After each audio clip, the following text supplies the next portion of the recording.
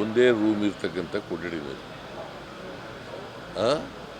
ಸುಮಾರು 80 ಜನ ವಾಸ ಮಾಡೋಕ್ಕಾಗತ್ತಾ?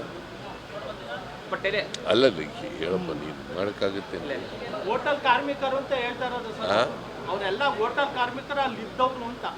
80 ಜನ ಇರೋಕ್ಕಾಗುತ್ತೆ ಒಂದು ರೂಮ್ನಲ್ಲಿ?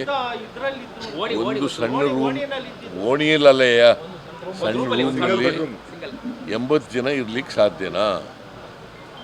ಅಲ್ಲಿ ಆ ರೂಮ್ನಲ್ಲಿ 80 ಜನ ಇದ್ರು, 80 ಜನ ಓಟ್ ಹಾಕಿದ್ದಾರೆ. 45 ದಿನದೊಳಗಡೆ ಹೇಳ್ಬೇಕಿತ್ತು, ಆದ್ರೆ 1.5 ವರ್ಷ ಏನ್ ಮಾಡ್ತಿದ್ರು ಅಂತ ಪ್ರಶ್ನೆ ಮಾಡ್ತಾರೆ ಯಾರು? ಇವೆಲ್ಲ ನೋಡಪ್ಪ, ನಾವು ರಿಸರ್ಚ್ ಮಾಡ್ತಾ ಇದ್ದೋ. ಆ ರಿಸರ್ಚ್ ಮಾಡೋದು ಮನೆಗೆ ಆದಮೇಲೆ ರಿಸರ್ಚ್ ಮಾಡಲಿಕ್ಕೆ ಪ್ರಾರಂಭ ಮಾಡೋದು. ರಿಸರ್ಚ್ ಮಾಡಿದ್ಮೇಲೆ ಗೊತ್ತಾಗಿರೋದು. ಸರ್, ಇದು ಇಷ್ಟೆಲ್ಲ ಆಗ್ತಾ ಇದ್ರೂ ಜುಡಿಷರಿ ಆಸ್ ಕೆಪ್ ಕ್ವೈಟ್. ಯಾಕಂದ್ರೆ ಇದು ಒಂದು ಪೊಲಿಟಿಕಲ್ ಪಾರ್ಟಿಯಾಗಿ ನೀವು ಹೇಳ್ತಾ ಇದ್ದೀರಿ, ಇನ್ನೊಂದು ಆಡಳಿತ ಪಕ್ಷವಾಗಿ ಅವರು ಹೇಳ್ತಾ ಇದ್ದಾರೆ. ಸರ್, ಇಷ್ಟೆಲ್ಲದರ ನಡುವೆನೂ ಇಡೀ ಈ ಕಾನ್ಫಿಡೆನ್ಸ್ನ ರೆಸ್ಟೋರ್ ಮಾಡೋದು ಜುಡಿಷರಿ ಕೈಯಲ್ಲಿದೆ.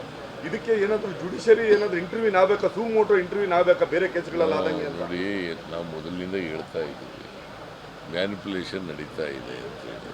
ಎಲೆಕ್ಷನ್ಗಳಲ್ಲಿ ಮ್ಯಾನಿಪುಲೇಷನ್ ನಡೀತದೆ, EVMನಲ್ಲಿ ಮ್ಯಾನಿಪುಲೇಷನ್ ನಡೀತದೆ, ವೋಟರ್ಸ್ ಲಿಸ್ಟ್ನಲ್ಲಿ ಮ್ಯಾನಿಪುಲೇಷನ್ ನಡೀತದೆ ಅಂತ ಹೇಳಿ ಎಂಥದ್ದು ಚಿಲ್ಮೆ